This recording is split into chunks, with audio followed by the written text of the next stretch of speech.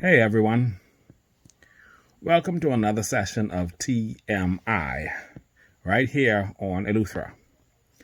Thank you all so much for your support. TMI is a production of ALG Media and Communications.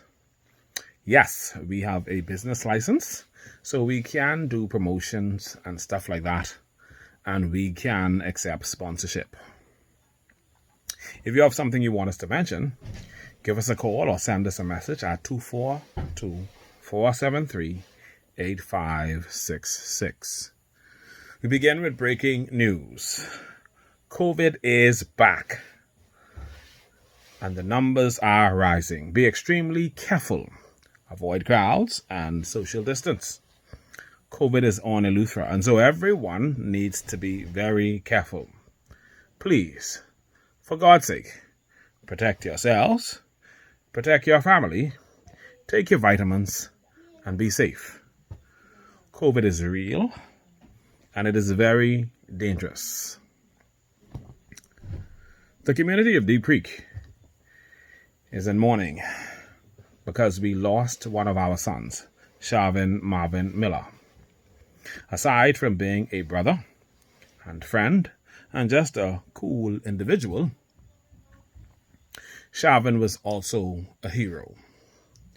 It was just 2 weeks ago when Shavin, along with other young men in the community, saved some children who nearly lost their lives. The family and the community want answers, and the relevant law enforcement agencies are working together to get a better understanding of what transpired on that fateful night when Shavin had a situation that resulted in him losing his life. Everyone who saw the condition that Shavin was in when he was found is convinced that a vehicle was involved in this tragedy. If you were in that vehicle, I know you are afraid, but for the sake of peace and closure,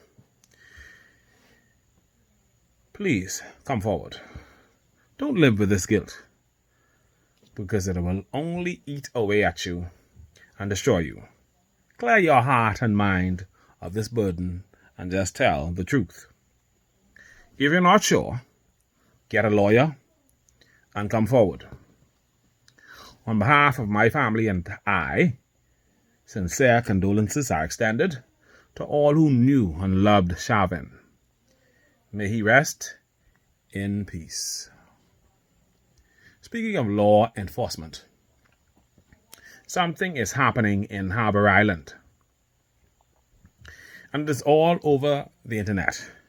If the allegations have any semblance of truth to them, that is not good.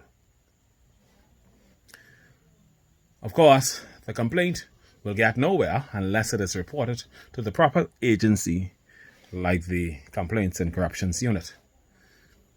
Write your report and get a lawyer if you think you need help, and air your grievances so that it can be properly investigated and addressed. Remember, in making allegations, you must provide evidence, so get your camera footage and your witnesses and submit them. Get someone you trust to help you with your complaint if you're not sure, and keep copies of whatever proof you provide. No one, including law enforcement officers, is above the law. No one is above the law. The powers that be will not stand idly by and see anyone taken advantage of. That's all I will say on that. During our last episode of TMI, I mentioned the situation involving the Rock Sound Homecoming Committee and a request for sponsorship. I heard from the chairperson of that committee, Ms. LaShonda Leary, who informed that the committee is doing some things, but of course, everything has to be properly reviewed and then approved. Now, the parent who was involved in that incident did make some rather disparaging comments towards Ms. Leary, and of course I spoke to the parent about that. And I told her that she should apologize. And she agreed. There are some persons who like to insult others by telling them that they are let-ins. They tell them they just came here. I been here. But some of us must realize that some of the greatest contributors to our communities are persons who we consider let-ins. Sir Lyndon Pinland, when he came to South Andros, was a let-in. But he was given a fair chance to prove himself as a Bahamian, which was his right.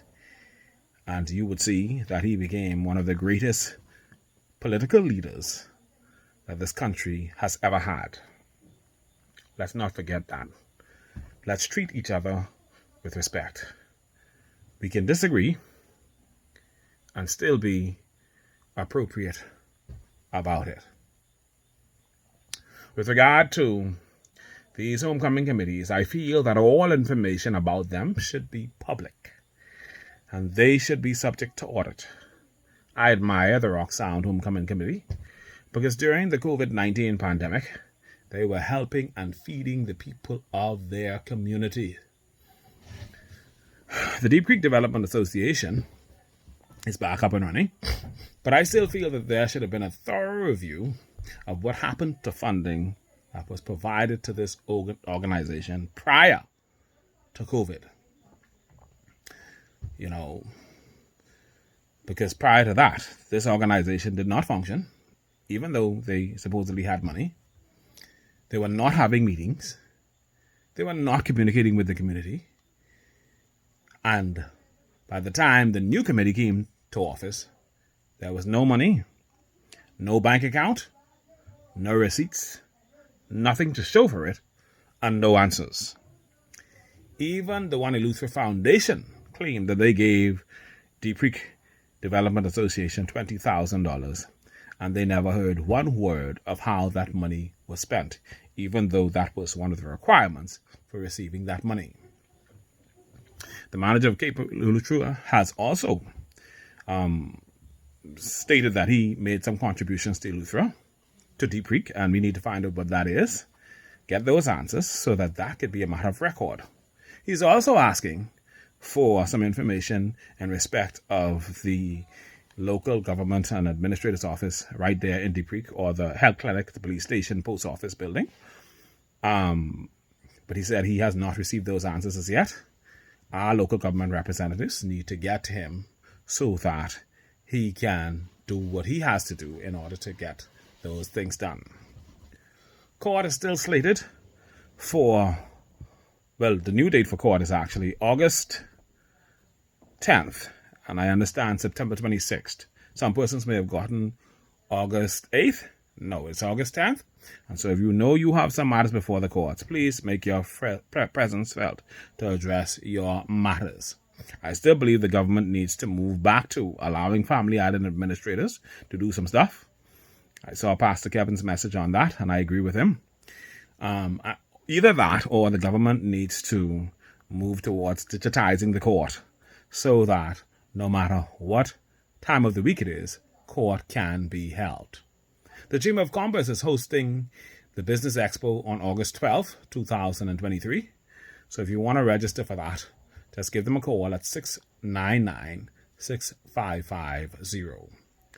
We still haven't heard any word on who is hoarding the sand at Waterford Beach. I understand they're digging sand out from the sea and bringing it to the land, and they have stopped the residents of Waterford from accessing the beach to that sand. That needs to be fixed or looked into, because Slacky Brown needs answers, the people of Waterford need answers, and I need answers. Lastly, friends, the sun is very, very, very, very hot. And so I want you to make sure, remain hydrated. Cover yourselves. Cool down. Do not let this sun get you, because this sun really come to kill somebody. It is very, very hot. All right? I need you to be safe out there. If you have anything that you want to mention on TMI, please feel free to contact us. Send us a message or a voice note on 473-8566. Good night.